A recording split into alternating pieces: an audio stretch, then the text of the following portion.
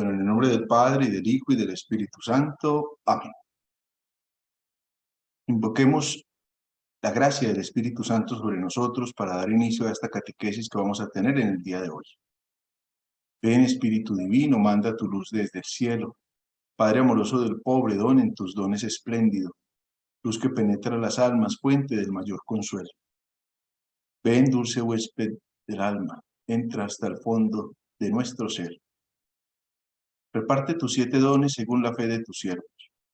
Tu bondad y tu gracia, dale al esfuerzo su mérito, salva al que busca salvarse. Danos tu gozo eterno. Amén. Vamos a dar inicio entonces hoy a este tema de la persona y la sociedad, dentro de esta serie de catequesis que venimos dando acerca de la dignidad de la persona humana, lo que enseña el catecismo. Ya hemos tenido en torno a este tema 5 encuentros. El primero fue propiamente la dignidad de la persona humana, y ahí analizamos el hombre imagen de Dios, nuestra vocación a la bienaventuranza y la libertad del hombre. Luego, en un segundo momento, hablamos de la moralidad de los actos humanos y la moralidad de las pasiones. Y hicimos un discernimiento acerca del hombre como sujeto moral, los actos buenos y los actos malos, y la moralidad de las pasiones. En un tercer momento hablamos sobre la conciencia moral, hablamos del dictamen de la conciencia, de la formación de la conciencia, del decidir en conciencia y del juicio erróneo. En un cuarto encuentro hablamos sobre las virtudes. ¿Qué es propiamente una virtud? Consideramos las virtudes humanas y cómo se adquieren, o sea, la justicia, la prudencia, la fortaleza y la templanza. Y hablamos finalmente de las virtudes teologales, fe, esperanza y caridad, virtudes que de Dios vienen.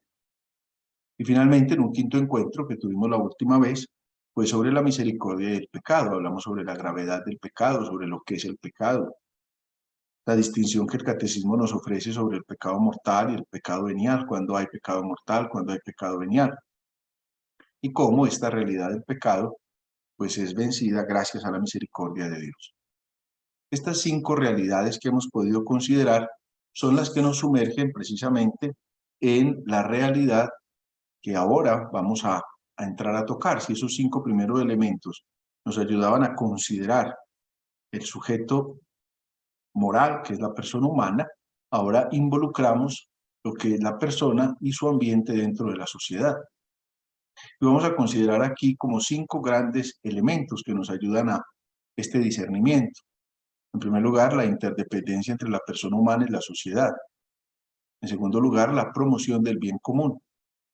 En tercer lugar, el respeto a la persona humana. En cuarto lugar, la igualdad esencial entre el hombre y la justicia social. Y finalmente, la responsabilidad y la participación que debemos tener. Entonces vamos a considerar, en primer lugar, la interdependencia entre la persona humana y la sociedad. Cuando nosotros hablamos de esa interdependencia, estamos descubriendo que el ser humano está llamado a un mismo fin,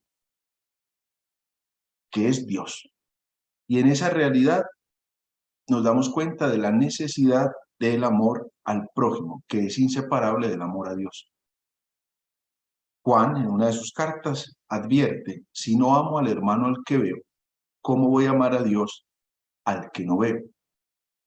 Entonces nos damos cuenta que hay una realidad que se desprende de ese amor a Dios y de ese amor al prójimo, lo que va a generar las relaciones mutuas entre las personas, lo que va a generar la comunicación interpersonal entre unos y otros. En otras palabras, lo que vamos a denominar la índole social del ser humano, que se demuestra en la interdependencia entre el desarrollo de la persona humana y el incremento de la misma sociedad.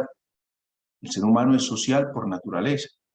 Si nosotros miramos el Antiguo y el Nuevo Testamento, ¿qué encontramos? Encontramos no la experiencia de individuos, encontramos la experiencia de pueblos. En el Antiguo Testamento estamos hablando del pueblo de Israel, y en el Nuevo Testamento estamos hablando del pueblo de Dios, que es la iglesia, que, como lo va a decir el Nuevo Testamento, ya no importa si es hombre o mujer, judío o gentil, porque todos son uno en Cristo. Esa es la realidad a la que todos nosotros estamos abocados. Teniendo en cuenta dentro de esta realidad que toda sociedad pues busca un proyecto, toda sociedad tiende a un fin, y dentro de esa realidad, pues esa sociedad es una asamblea a la vez visible, pero también espiritual. Esa es la realidad de la sociedad humana, como lo enseña la Sagrada Escritura y el magisterio de la Iglesia. Es una sociedad que va perdurando en el tiempo. Es la sociedad dentro de la que se sumerge lo que llamamos la historia de salvación. Dios que va haciendo historia en medio de su pueblo, de manera que recoge el pasado y nos prepara al porvenir. Una sociedad que va a necesitar de unas ciertas reglas que le permitan el sano desarrollo. Y dentro de eso nosotros encontramos dos elementos que son claves para comprender el concepto propio de la sociedad, y es el tema de la familia y de la ciudad, o de lo que llamamos la comunidad política, la polis. La polis es la comunidad. Entonces, estas dos realidades son esenciales. La familia, porque el conjunto de familias son las que componen una sociedad. Ninguno de nosotros fue fruto de la tierra, ninguno de nosotros apareció como por generación espontánea. Todos nosotros hacemos parte de una realidad familiar, con sus logros, con sus luces, con sus triunfos, pero también con sus oscuridades, con sus dificultades, con sus problemas. Es entonces desde esa realidad absolutamente natural que podemos nosotros comprender lo que es o lo que debe ser el concepto mismo de sociedad. Y ahí la defensa enorme que la Iglesia hace en torno al concepto mismo de familia, porque la sociedad sin la familia pues quedaría desvertebrada. Por el contrario, a la luz de la familia nosotros podemos considerar aquellas cualidades de la persona humana, y obviamente dentro de esas cualidades podemos defender los derechos de la persona humana, porque toda sociedad debe tender a la dignificación de lo que se llama la persona humana. De manera que es a partir de esa realidad que yo puedo descubrir la interdependencia que va a existir entre la persona humana y la sociedad, porque en el medio en que la persona humana se desarrolla está ejercitando su vocación, está ejercitando su participación, está ejercitando su vocación, en fuerza del ambiente social en que viven, en que están sumergidos las personas desde la infancia, a lo largo de su adolescencia, de su juventud, de su madurez, pues podrá ejercitar propiamente la vocación. La importancia entonces de lograr constituir sociedades como la que Pablo VI va a denominar civilización del amor, donde no va a caber ni la soberbia ni el egoísmo que se pueden a veces vislumbrar dentro del horizonte social. ¿Cuál es la jerarquía que tiene la sociedad? Sería una pregunta importante para nosotros resolver. ¿Cuál es la jerarquía que tiene la sociedad para darnos cuenta qué es primero, qué es segundo, qué es tercero? Porque cuando esa jerarquía de valores se ve afectada, pues se ve afectada en la persona humana en sí misma. Y en ese elemento tenemos que considerar siempre que cuáles son los derechos, pero también cuáles son los deberes de toda persona humana dentro de la sociedad. Hoy día puede haber una sobrevaloración de derechos, hay un reclamo exhaustivo de derechos, pero difícilmente se entra a considerar o se hace un trabajo en lo que tienen que ser propiamente los deberes. Alguna vez, no hace mucho tiempo, tuve ocasión de ir a una escuelita, tenían un gran letrero que llenaba de orgullo a la rectora y me mostraba pues ese letrero porque decía, en esta escuela formamos en derechos, y yo le dije, esto así le queda cojo.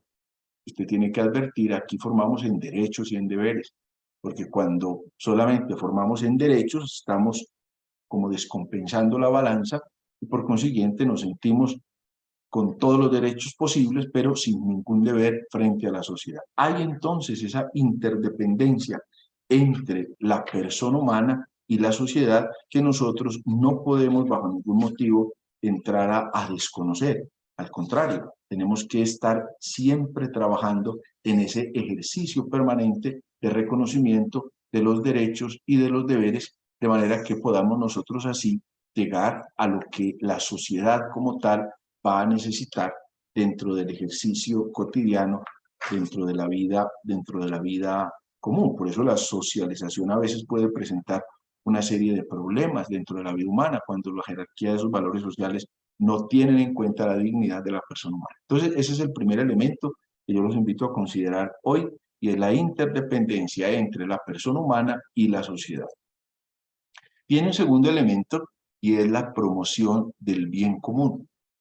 En esa interdependencia de la que estamos hablando entre la persona y la sociedad, tenemos que descubrir propiamente la promoción del bien común, porque si nos concentramos solamente en la promoción del bien particular, estamos, como ya les decía hace unos minutos, desequilibrando la balanza.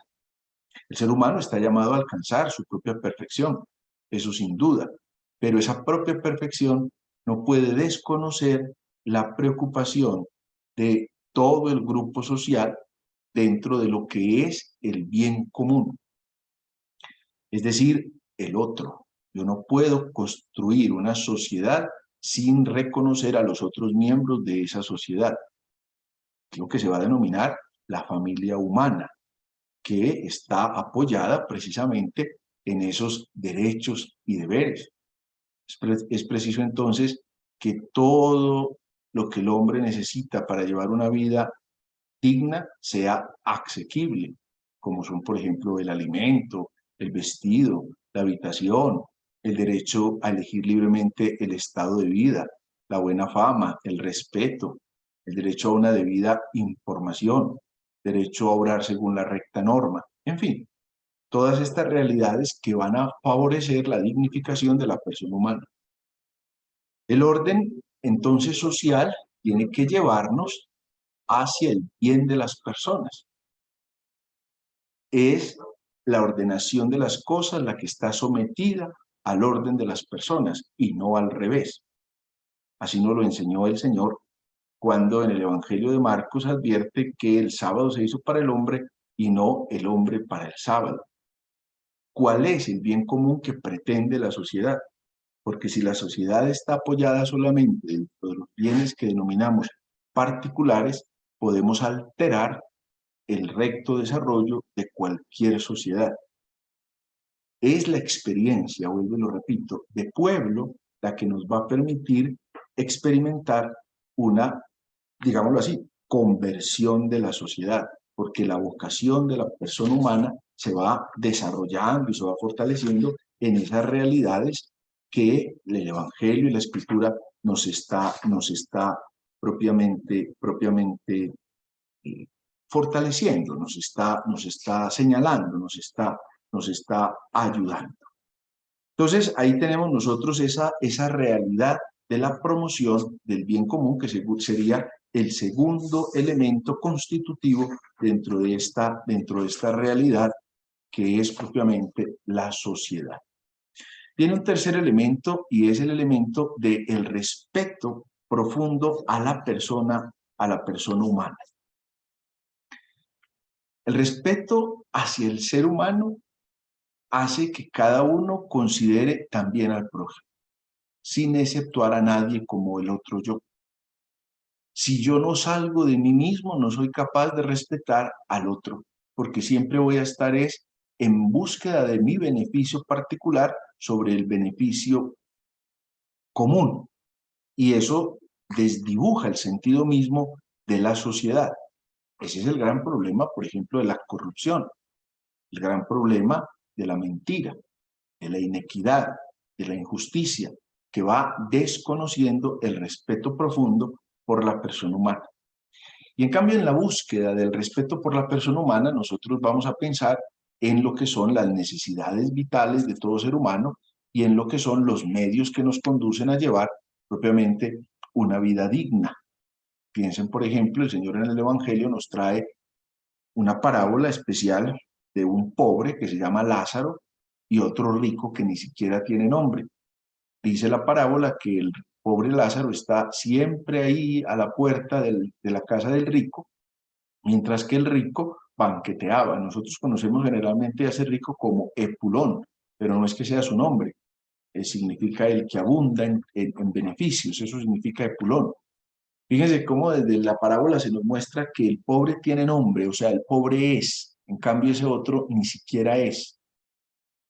En cambio, cuando mueren ambos, dice la parábola entonces que Lázaro bajó a la tumba de sus antepasados, en cambio el otro simplemente lo enterraron. Así Lázaro llega al seno de Abraham y el otro baja al Hades. Y desde allá reclama lo que él no fue capaz de encontrar en la vida. Reclama que al menos Lázaro baje a mojar con su dedo un poco su boca, su lengua. Pero después, como le dice a Abraham que no se puede, entonces que al menos Lázaro vaya y se lo diga a sus hermanos para que ellos no experimenten lo que él está experimentando. Nuestro padre Abraham le contesta, allá tienen a Moisés y a los profetas que los escuchen, porque si no le hacen caso ni a Moisés ni a los profetas, menos le van a hacer caso, aunque resucite un muerto. Y esa es la realidad que nosotros hemos experimentado en Cristo. Cristo ya resucitó, nos ha manifestado propiamente los beneficios de la gloria, pero ni así hemos caído en cuenta nosotros de la dignidad de la persona humana. Y dentro de eso, la sociedad debe entrar a considerar aquellos elementos que atentan contra la dignidad de la persona humana, es decir, todos aquellos delitos que atentan contra la vida, como son el homicidio de cualquier género, como es el genocidio, como es el aborto, como es la eutanasia, como es el suicidio voluntario, todos aquellos delitos que atentan contra la integridad de la persona humana, como es la mutilación, como es la tortura, como vienen siendo los intentos de cualquier coacción espiritual, todo lo que ofende la dignidad de la persona humana, las condiciones infrahumanas en que muchas personas viven, la deportación, la esclavitud, la prostitución, la trata de blancas, la corrupción de menores, en fin, todo lo que atenta contra la dignidad de la persona humana. De ahí que la Iglesia es una de las grandes abanderadas precisamente del respeto por la persona humana, por la dignificación de la persona humana, lo que lleve a la humanización de la civilización. Todo lo que desdibuje esa realidad de una civilización humana es lo que está rebajando al hombre y está faltando al respeto a la persona humana. Ese es el elemento constitutivo de la sociedad. Y nosotros como cristianos estamos llamados a trabajar en cada uno de estos elementos que van a permitir que la persona humana recobre su dignidad o que se valore, se respete y se vigorice la dignidad de la persona humana. Y dentro de este tema del respeto a la persona humana, tenemos nosotros que considerar el respeto y el amor por los adversarios, porque el respeto y la caridad se deben extender también a todas aquellas personas que en el campo social, que en el campo político, incluso en el campo religioso, piensan o tal vez obran de diversos modos a nosotros. Pero no podemos olvidar que también son personas humanas y que por eso requieren de parte de nosotros una profunda valoración y un profundo respeto, al punto que Cristo mismo nos pide incluso que perdonemos las injurias. Es una de las obras de misericordia y extiende el precepto del amor a todos los enemigos, según el mandamiento de la nueva ley. Habéis oído que se os dijo, amarás a tu prójimo y odiarás a tu enemigo. En cambio yo os digo, amad también a vuestros enemigos, haced el bien a los que los odian y los persiguen. En fin, esos elementos que nos llevan a reconocer incluso en el adversario, en el que es contrario a mí, encontrar el profundo respeto y valoración del otro. Viene entonces un cuarto elemento, perdón, que sería la igualdad esencial entre los hombres y la justicia social. Porque no se nos puede olvidar, como lo hemos visto en las anteriores catequesis, que ustedes pueden ver en el canal de YouTube de la parroquia, están las catequesis que les he mencionado al inicio de esta catequesis, que todos los hombres son dotados de alma racional, porque todos los hombres, como lo dijimos desde la primera catequesis, son creados a imagen de Dios, tienen una misma naturaleza, tienen un mismo origen y son redimidos por Cristo. Por tanto, gozan de una misma vocación y un mismo destino. Se han de reconocer desde esa realidad entonces la profunda igualdad entre todos los seres humanos. Todos somos igualmente hijos de Dios. Entonces no hablamos de una igualdad en cuanto a capacidad física, no todos tenemos la misma capacidad física. Hay unos que son más fuertes, otros que son más débiles, e incluso alguno que en este momento sea más fuerte, en unos años debido a la enfermedad o la vejez puede ser más débil. Entonces no podemos pretender que sea ese tipo de igualdad. Lo mismo podría pasar dentro de la capacidad intelectual. Hay unos que tienen más capacidad intelectual que otros. Ese elemento de la igualdad no está marcado en eso. Eso es una diversidad que en el fondo también favorece la cultura, favorece la sociedad. Pero sí hay una igualdad en cuanto todos somos personas, en cuanto todos somos hijos. Es la igualdad esencial que nosotros no podemos olvidar. De ahí que se pueda hablar entonces dentro de la sociedad de lo que van a ser los derechos fundamentales de todas las personas y la invitación que la Iglesia hace desde el Evangelio a que esos derechos sean respetados integralmente en todas partes. Porque también al no respetar esos derechos fundamentales se pueden dar unas excesivas diferencias a nivel económico, a nivel social, a nivel cultural, cosas que pueden escandalizar al mismo pueblo y que generan lo que se va a denominar la inequidad.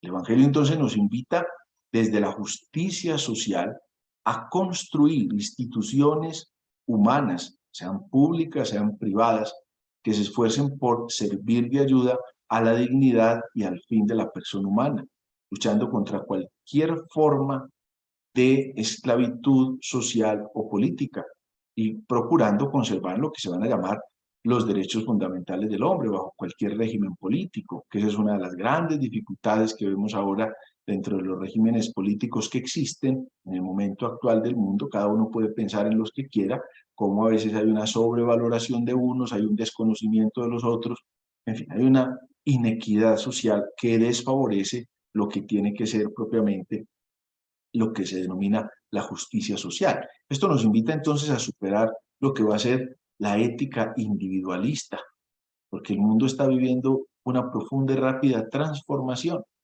en la que queremos como reconocer una serie de elementos que desdibujan el sentido social. Hoy tenemos que caer en cuenta que el deber de justicia y de caridad cumple en cada hombre la necesidad de encontrar en el ejercicio de su vida también la necesidad del otro, de promover al otro, de ayudar al otro, de complementar al otro, de manera que pueda haber un equilibrio social, porque esa tiene que ser la justicia social. Hay un desequilibrio enorme que nos lleva a la injusticia, al atropello, a la ruptura de las sanas relaciones sociales. Y finalmente, como quinto elemento que nos lleva a este tema de la persona y la sociedad, viene lo que se llama la responsabilidad y la participación. Porque para que cada uno de nosotros pueda cumplir su cometido dentro del ejercicio social, es decir, cuáles son sus deberes fundamentales, sus deberes de conciencia, tenemos que partir del respeto a la persona, pero del respeto a la persona que también participa de la vida social, porque se puede dar la situación de que una serie de personas como que sean desdibujadas, una especie de lo que se denominan los paria, no hacen parte de ninguna realidad, de ninguna realidad social, de ninguna realidad cultural. Por el contrario, la tarea de todos nosotros es procurar con todo empeño una más amplia participación en el desarrollo cultural, todo lo que la sabiduría y la capacidad de amar de la que Dios nos ha dotado, que nos lleve a una sana educación, a una sana conformación, a una sana política, a una sana construcción de la sociedad, que no es solo una sociedad que se termina en este momento presente, sino también que se proyecta en una dimensión de futuro. En ese sentido, todos tenemos una responsabilidad y una participación en la vivencia del momento actual, pero también en la proyección del futuro. Y para eso nosotros no podemos desconocer la realidad histórica que hemos vivido, con sus cosas buenas y con sus cosas malas, porque hay una serie de personas que pretenden desconocer la historia. Hay unos que tienen lo que yo denominaría el síndrome de Adán. Antes de mí no existió nada, antes de mí no había nada. Y no, nosotros hacemos parte de una realidad histórica que ha construido y que quizás ha deconstruido cosas, pero somos fruto de esa realidad. Cada pueblo tiene su historia, de ahí la importancia de poder reconocer la verdadera historia, de poder encontrar dentro de esa verdadera historia cómo ha habido unos elementos muy positivos y cómo ha habido otros elementos menos positivos. pero dentro de esa lectura de lo que hemos construido, porque todos nosotros hemos podido construir historia, cuál ha sido nuestra responsabilidad en esa construcción de la historia y cuál ha sido nuestra participación también en la construcción de esa misma historia. Porque puede que al no asumir nuestra responsabilidad estamos poniendo la irresponsabilidad en otros, pero si yo mismo no hago parte responsable de la sociedad en la que vivo, entonces ¿cómo pretendo que la sociedad vaya también mejorando? Ninguno de nosotros está llamado a ser el transformador absoluto del mundo, no, pero sí cada uno tiene que descubrir hasta qué punto el ejercicio de su humanidad dentro de ese ambiente social del que ha hecho parte es un ejercicio responsable desde el punto de vista moral. Cómo me va ayudando a tomar conciencia y al mismo tiempo a invitar a otros a tomar conciencia de esa participación que yo tengo dentro de la sociedad. La Iglesia nos enseña que como cristianos vivimos en el mundo aunque no somos del mundo. Y hay un autor antiguo que se llama Terencio que dice: soy humano y nada del humano me es ajeno. Y eso lo consideramos a la luz de Cristo mismo, con lo que llamamos el misterio de la encarnación, Cristo que se hace hombre para llevar al hombre a Dios, porque es desde la realidad humana que yo puedo hacer un camino de crecimiento, un camino de acercamiento al Señor, un camino de vida cristiana. ¿Qué camino tengo yo hoy para poder hacer un camino de santidad? El camino que vivo, en la sociedad en la que vivo. Está plagada de muchas cosas injustas, de muchas cosas inmorales, de muchas realidades que no son sanas, pero en medio de esas circunstancias, yo también cómo voy viviendo. No me puedo meter en una burbuja pretendiendo que todos los demás son malos y que yo soy el único bueno, por consiguiente, que yo me salve y que la sociedad se pierda. La comunidad cristiana está llamada a impactar positivamente la sociedad en la que vive y a llevarla a la transformación. De esa manera es que nosotros vamos participando. Porque no se nos puede olvidar que Dios creó al hombre no para la vida individual, sino para formar una unidad social, para formar la experiencia de un pueblo. Tanto así que invitó o nos invitó a todos nosotros a que nos comportáramos como hermanos. Cristo mismo en la oración rogó que todos los discípulos fueran uno. Juan 17. Yo te pido por ellos, para que sean uno, como tú en mí y yo en ti. Que todos sean uno. Fíjese que es la petición que Jesús hace. Y eso solo lo vamos a lograr en la medida en que asumamos esa responsabilidad y esa participación dentro del ambiente social al que todos nosotros como cristianos estamos llamados. En conclusión, nosotros no podemos perder de vista que hacemos parte de una sociedad en la que estamos llamados a construir unos lazos de fraternidad. Esa es la primera realidad. La segunda realidad es que dentro de esa realidad social, el primer elemento es la familia, de la que todos nosotros hacemos parte. Todos hacemos parte de una familia. Todos construimos una familia. La familia viene en el desarrollo histórico, está en el presente y se proyecta hacia el futuro. En tercer lugar, la familia y la sociedad tienen que reconocer que el principio, el sujeto de todas las instituciones sociales es y debe ser la persona humana. Por eso la necesidad de promover una mayor participación en todas las asociaciones y organizaciones que ayuden a encontrar la dignidad de la persona humana. En otro lugar, pues tenemos que considerar que toda sociedad debe involucrar la responsabilidad personal de todos sus individuos, procurando no el bien particular, sino el bien común. Y en el ejercicio de ese bien común, nosotros tenemos que hacer un ejercicio de las virtudes que nos lleve a dar una recta organización dentro de lo que se llama la jerarquía de valores que van a construir la sociedad. Como pueden ver entonces, el cristiano no es ajeno a la realidad. El cristiano no es atemporal, al contrario, vive en el tiempo, vive en la historia, vive en el momento que le toca vivir. El cristiano no puede ser asocial, es decir, no puede vivir al margen de la sociedad en la que le corresponde ejercitarse, sino que dentro de esa sociedad tiene una responsabilidad y una participación. Y en tercer y último lugar, el cristiano está llamado a ser constructor dentro de esa sociedad que le corresponde vivir, a ser un constructor de paz conforme a la enseñanza del Evangelio. Y la bendición de Dios Padre, Hijo, Espíritu Santo, descienda sobre ustedes y les acompañe siempre.